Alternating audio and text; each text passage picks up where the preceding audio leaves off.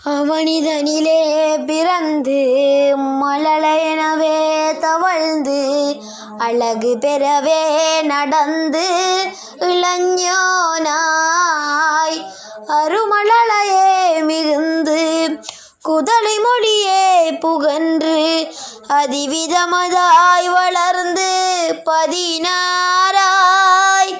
சிவகலைகள் ஆகமங்கள் மிகவும் அறையோதும் அன்பர் திருவடிகளே நினைந்து துதியாமல் தெரிவர்களாசை மிஞ்சி